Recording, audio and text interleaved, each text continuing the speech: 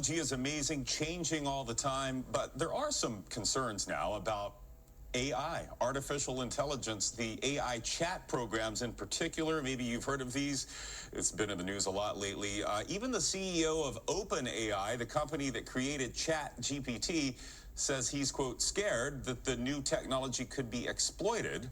There's also concern that it could cost people their jobs and help students cheat at school. So that's a lot. That's heavy stuff. So we're going to work through some of that now with a local expert here. This is tech blogger Joey Davila. Thank you for your time and your expertise today.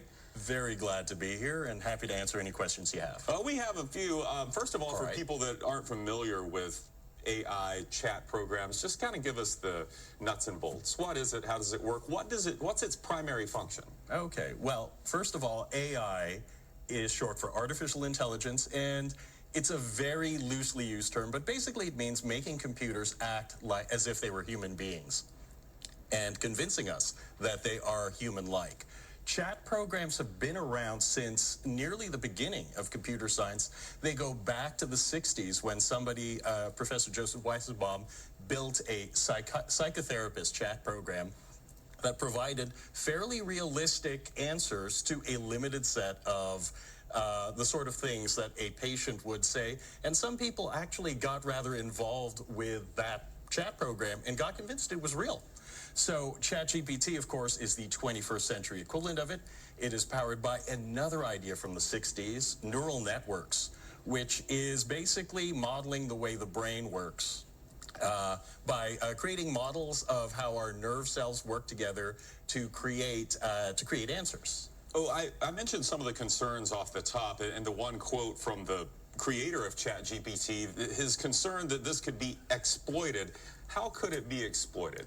Well, for starters, the first evil use I can think of is actually scamming people at scale.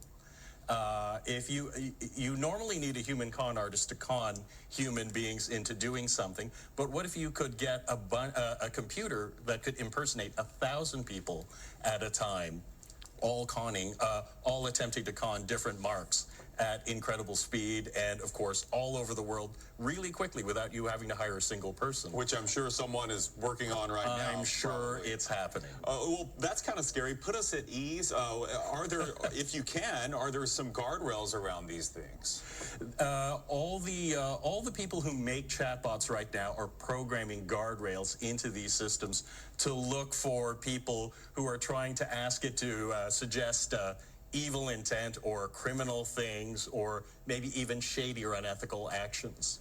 So they are trying to do it, but it's a cat and mouse game. The AI people make a move, the criminals or the shady characters make counter moves. It's going to be like that for the next little while, but it's always been that way with technology. Yeah, that's true. And another one of those concerns we mentioned is this replacing humans in jobs. I made a joke earlier I probably shouldn't have made about let's get a chat bot to do this interview with you, but we don't want to give my bosses that idea, but that is a thing where we're seeing technology, AI, be able to do some jobs like your customer service representative that you're chatting with through your insurance company website isn't really a person.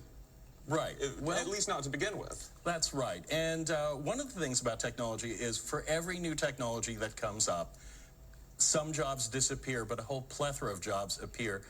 Consider the move from the horse to the car, where when we got cars, a lot of blacksmiths were out of business, but think of all the ancillary industries that popped up. Car accessories, car salespeople, gas stations, mechanics, that sort of thing. So AI can actually, while it may eliminate a category of jobs, it might open up a brand new vista of jobs that we haven't even thought of yet. A new economy around AI. Yes. Well, it is fascinating, ever evolving. I'm sure we'll have occasion to have you back on here and help us work through some more of these issues as they come up, as we see AI continue to be a bigger part of our lives. I'd be very happy to. Thank you for your time. Joey Davila, tech blogger. You can find him on his website there. And yeah, Paul, I remember a simpler time when AI was just a great basketball player in the NBA. It's not that way anymore. He was pretty good, though, wasn't he? Yeah, one day it could be AI doing your weather. 82 degrees.